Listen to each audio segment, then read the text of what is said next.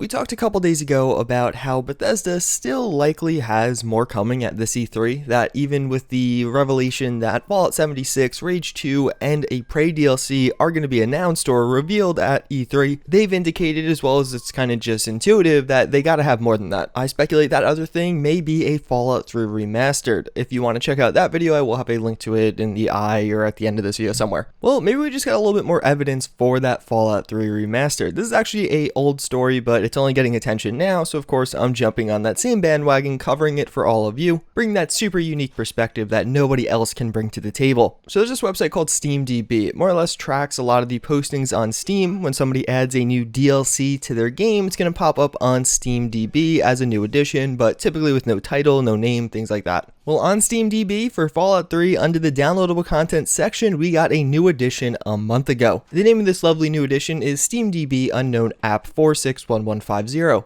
that's exciting, definitely something that may be worth getting hyped for, but in addition, we actually got something under the depot section added probably at the same time. And that's going to be a new depot, and it's going to be titled Fallout 3 content being 5.89 gigabytes in size. So obviously this one's not dated, but this wasn't here. Like you just have to take my word for it and the words of everyone else who actually monitors this kind of stuff. This is a new edition, and again, it follows that it was added at some point, maybe after that initial DLC listing. Technically, the last record update on Fallout 3 Steam page was 25 days ago, so something happened in between 31 days ago and 25 days ago. But either way, the big takeaway here is we got a new DLC listing and 5.89 gigabytes of content. But that is not all. The story to this one actually thickens. So if you go over to Fallout New Vegas on SteamDB, there is also downloadable content listed for that game. Here it was actually added 23 days ago. There's no depot or anything like that on that side, so we don't really have much else to go off of. Those of you who are smart might be like, wait a second, this all sounds very familiar. Immediately after kind of reading about this, I was like, I did this already, right? And yeah, we literally did. Almost exactly 1 year ago, we covered a very similar story on the channel, except it wasn't Fallout 3 or Fallout New Vegas, it was Fallout 4. Fallout 4 got a new edition under the DLC section on SteamDB, and a lot of people are like, oh, it's probably just some random thing. At that point in time, Bethesda had confirmed that there's no more DLC coming out for Fallout 4. Well, lo and behold, at last year's E3, we of course got the announcement of Creation Club, and that actually is what that corresponded to. You can now see it on SteamDB under Fallout 4's DLC section. So what does that mean for this? Do I think it's going to be Creation Club before Fallout 3 and New Vegas?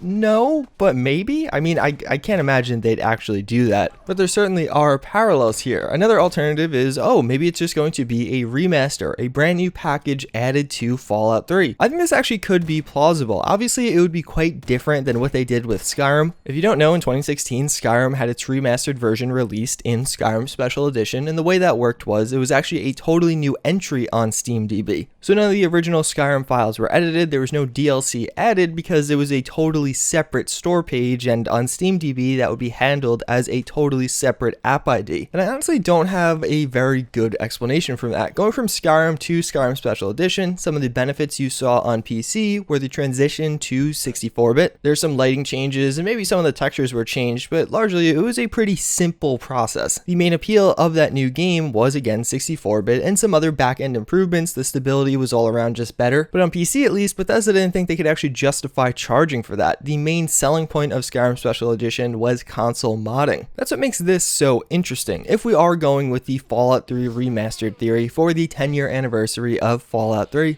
why would it just be a DLC entry? Why wouldn't it be a totally new store page? It doesn't really make sense. I mean, yes, maybe on one hand, they just decided to go a different route this time around. Maybe we are going to see a remastered version of Fallout 3, and it's actually going to have mod support on consoles as well as many other things. Or maybe alternatively, this is just going to be like some fun anniversary DLC. They got together a bunch of the people that worked on Fallout 3, they made something fun. I don't know, I'm just spitballing ideas at this point. This whole thing could be as simple as Bethesda's just handling it differently this time, adding it as a DLC rather than a whole new game page, but that just kind of rubs me the wrong way. I don't think that's actually what this is. Maybe it's going to be even more surface level than that with only a texture pack. It's just going to kind of vamp up some of the textures, which a lot of mods already do, and I imagine people will welcome that and people will go and re-download Fallout 3. Obviously, they did something fairly similar with Fallout 4. We got a DLC entry, and later on we actually got a high-resolution texture pack for Fallout 4, and it was actually pretty bad. that. And even nowadays, you'd just be better off using some free mods rather than that texture pack. Some of you right now are realizing, hey, why isn't he talking about Fallout New Vegas? That's because I have no freaking idea. I do not think they're going to remaster both games, so I don't know why Fallout New Vegas also has a new entry. I don't think this is nothing though. Like, Bethesda has no reason to touch these files unless it's just to screw with people like me making a video on this, but there's no scenario where they're just going to accidentally create a new DLC. They probably wouldn't even be touching the files of these games if something wasn't coming. So I don't know, stay hopeful. I don't know what this is going to be. I think there's a lot of things you could speculate about it. I would love to hear your guys' opinions in the comments down below. But that's pretty much going to wrap it up. As always, again, I thank you all for watching. I hope you enjoyed, and I hope to see you all next time. Later.